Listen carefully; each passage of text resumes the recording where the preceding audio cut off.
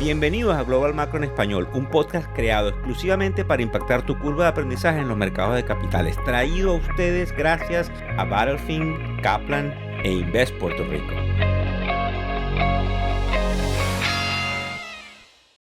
Hola, ¿cómo están? ¿Cómo les va? Feliz inicio de semanas. Ya por acá de vuelta en la hermosa ciudad de Boston, listo para llevarles la información Global Macro más relevante en los actuales momentos.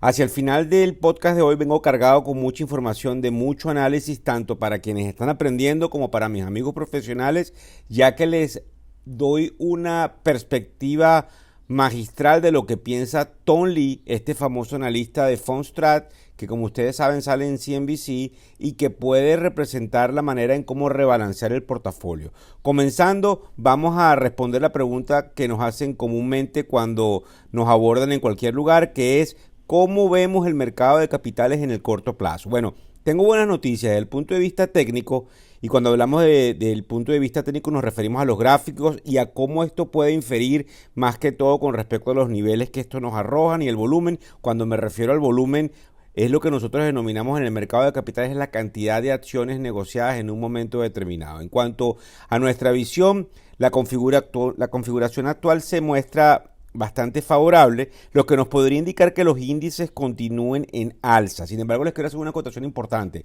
Cuando nombramos de que los índices continúen en alza, y como ustedes saben, muchos que han estado observando el mercado han visto crecimientos y crecimientos proporcionales desde el año 2009, nosotros creemos que estamos a tan solo 3.5% de distancia. Cuando hablo de los índices me refiero probablemente al Standard & Poor's 500, que es el índice más representativo del mercado, aunque muchos de ustedes escuchan el Nasdaq y otros el Dow Jones. Centrémonos en el Standard & Poor's 500, que obviamente son las 500 compañías más importantes. Pues fíjense ustedes, estamos a tan solo 3.5% de distancia de los 4.600, que es lo que nosotros denominamos un techo sumamente importante, inclusive muy difícil de violar hacia el alza en el supuesto de que Rusia y Ucrania llegase a un alto al fuego o a alguna paz, entre comillas, estable.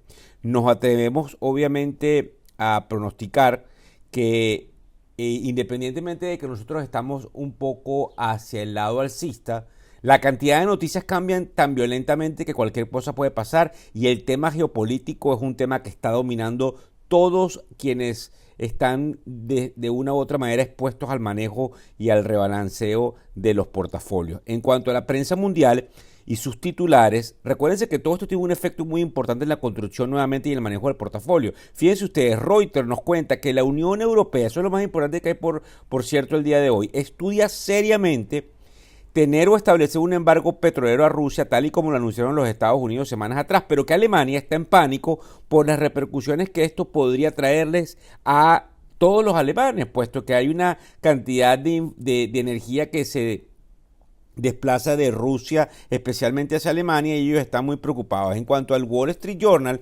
ellos reseñan en un artículo que lamentablemente Putin estaría iniciando más que proporcionalmente bombardeos a las ciudades, de modo de tratar de doblegar de una manera muy vil al presidente Zelensky, que es el presidente ucraniano, a que haya algún tipo de negociación donde haya una rendición por parte de las fuerzas ucranianas. Como saben, Rusia no pudo conquistar lo que ellos esperaban en corto plazo, y muchos analistas piensan que Rusia ya dio por perdida su guerra, cosa que también expresamos desde la tribuna, por algo que les voy a comentar en un minuto. En el caso de Bloomberg nos ofrece una noticia donde dice que los chinos se comprometerán de un momento a otro a que tengamos esa paz tan deseada, o ese cese al fuego en Rusia. Y también hay dos noticias interesantes que nos llaman la atención. El hecho de que las exportaciones en Taiwán, recuérdense que Taiwán también es un centro álgido porque pareciera que China quisiera repetir la catástrofe rusa con Ucrania en Taiwán, es decir, anexarse Taiwán, porque creen que nunca debió haber una independencia de Taiwán con respecto a China. Lo cierto es que las exportaciones crecieron en más de un 21%, lo que llama muchísimo la atención, eso lo refleja Bloomberg, y que Hong Kong, por otro lado, también en Asia, interesante, porque no quiero que se hagan eco de las noticias que estamos viendo en los medios de comunicación con respecto a lo alarmante nuevamente de una oleada de COVID, porque parece que no es de esta forma, aunque indudablemente lo que observamos en las noticias para llamar un poco la atención es de que viene otra oleada de COVID en el mundo entero, pues que hay unas subidas en Asia y unas subidas en Europa. Pues resulta que Hong Kong hoy día o la madrugada de hoy suaviza las medidas y los posibles lockdown o toque de queda, lo que es algo bastante importante. También quiero señalarles que en Rusia no solamente hay una catástrofe económica producto de las sanciones que el West o el Occidente les está imponiendo, sino que hay una estampida de cerebros jóvenes, cerebros rusos que se marchan del país, y eso probablemente puede acelerar, aunque ustedes no lo crean, una salida negociada, pues Rusia pudiese no levantarse económicamente de todo esto que está viviendo por muchas décadas. No estamos hablando de años, estamos hablando de décadas, y algunos que dicen que inclusive Rusia pudo haber caído por toda esta debacle. Inclusive hay unas compañías petroleras que se fueron durante el fin de semana, anuncia que se van de Rusia, lo que impacta que lo que impacta la generación de esos barriles de petróleo, porque necesitan la tecnología extranjera. Si se van y les dejan las máquinas, como muchos pueden alegar, y hay una expropiación, no hay una expropiación de talentos, y eso es muy importante para que esa industria pudiese estar generando esos barriles que pudiesen darle la habilidad de poder venderlos aunque sea en el mercado negro. Bueno, fíjense ustedes que y nosotros creemos en esa salida negociada, pero también nosotros estamos viendo una cantidad de muertes enormes y innecesarias, y nosotros debemos dentro de esta tribuna también alegar, con todo respeto y con todo cariño de todos ustedes, una plegaria, una manera en cómo nosotros nos conectamos con tanto dolor que vemos desde las imágenes. Hoy en la mañana nos llama la atención el hecho de que las acciones de la compañía que construye aviones Boeing está bajando alrededor del 6%, probablemente cae un poco más, porque lamentablemente y me llama mucho la atención porque todos nos las pasamos en aviones, en el caso particular mío bastante. Un avión del modelo 737 cayó en China, y obviamente ahora vienen las especulaciones de qué fue lo que pasó. Recuérdense que este modelo estuvo paralizado por un tiempo, según lo que recuerdo fue el 737 MAX, que era como se llamaba, y eso paralizó un poco al Boeing antes de lo que tuvimos en la pandemia, así que estamos bien pendientes de lo que puede pasar allí. Los bonos del Tesoro en los Estados Unidos están a la venta, lo que implica que esos rendimientos de una u otra manera puedan estar subiendo alrededor de 2 y 5 puntos básicos, como ustedes saben, muy pequeñito. El índice del dólar, que se llama el DXY, que es muy importante porque nos indica cómo se comporta el dólar con respecto a las monedas extranjeras, está prácticamente sin cambio, más no así el petróleo. Recuérdense que el petróleo había caído, ustedes lo saben, el petróleo cayó, y si ustedes van a las estaciones de gasolina aquí en los Estados Unidos, vuelvo a ver yo anoche el galón por debajo de los $4, porque los precios se ajustan inmediatamente. Sin embargo, hoy estamos subiendo alrededor del 5%, y la razón fundamental es por lo que les anunciaba antes, que la Unión Europea considera hacer o poner un embargo al petróleo ruso. Esto es muy importante porque nuevamente el mercado se queda un poco seco, y obviamente esos inventarios, esa oferta y esa demanda hace de las suyas. Y también recuérdense que la semana pasada le dimos información aquí en este podcast de que Mark Newton, que trabaja con Tom Lee, recuérdense que les voy a dar información de Tom Lee hacia el final, así que sigan escuchando, decía que el petróleo había que comprarlo, y estaba muy claro. Acuérdense que trabaja con muchas herramientas técnicas, y él inició una especie de momento de compra en el retroceso del petróleo. En cuanto al oro, sube 25 puntos básicos, lo que es 0.25%.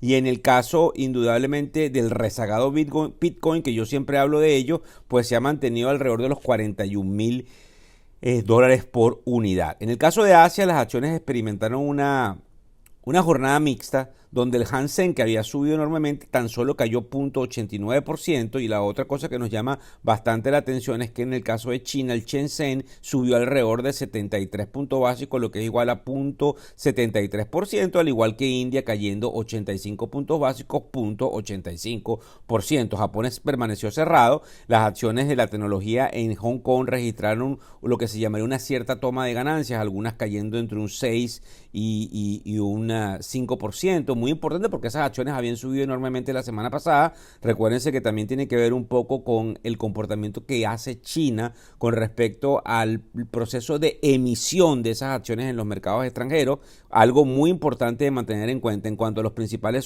índices de la zona euro, que es Europa, pues están un poco flat, un poco, digamos, sin mucho movimiento importante e interesante.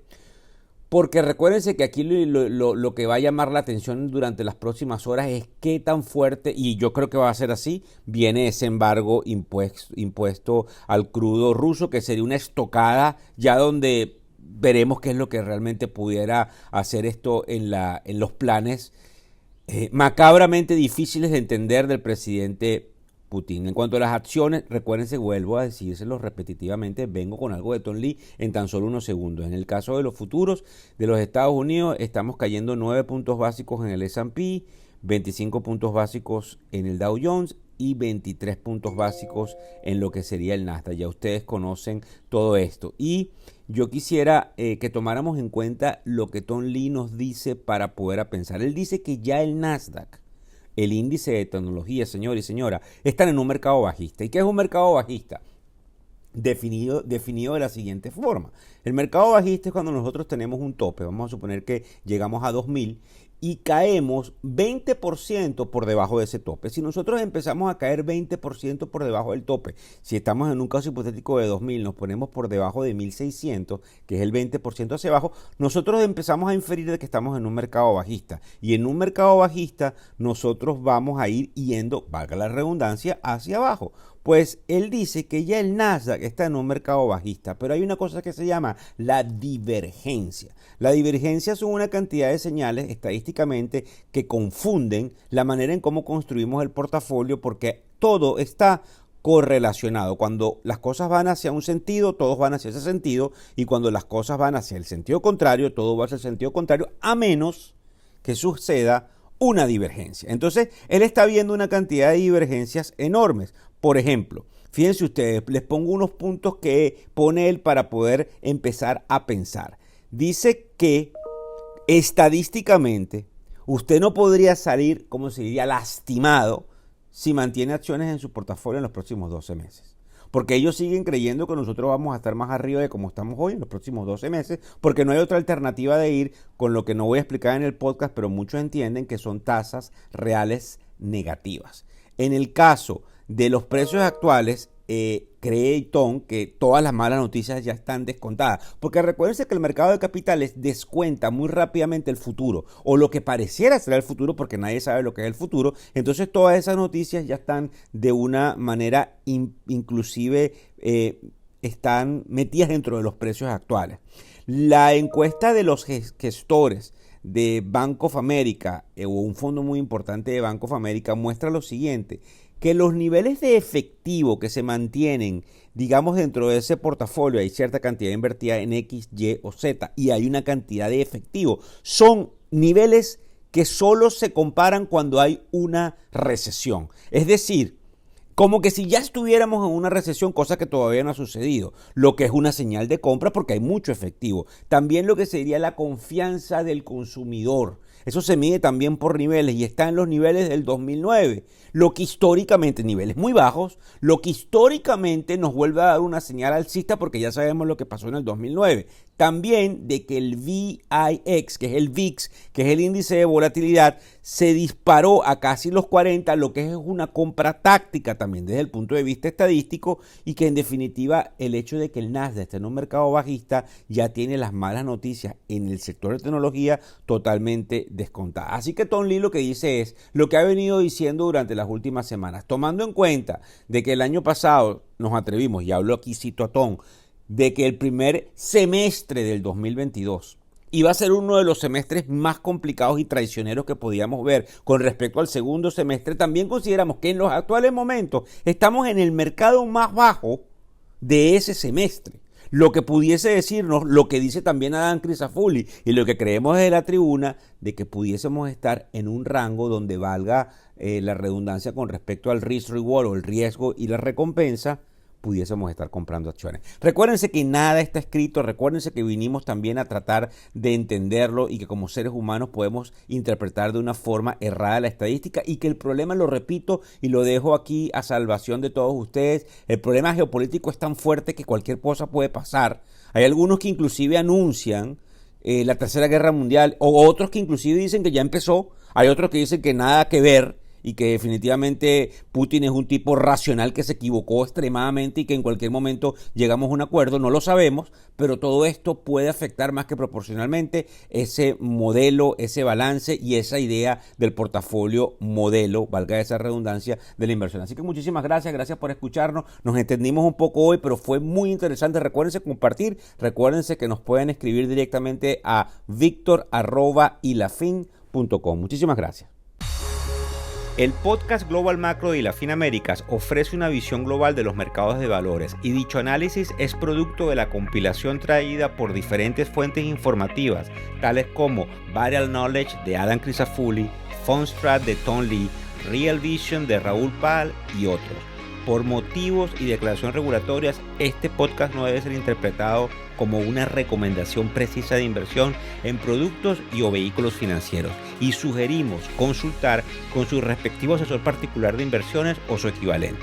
Víctor Hugo Rodríguez es un conocido profesor y comunicador financiero, cofundador de la plataforma educativa ilafin.com. Muchas gracias.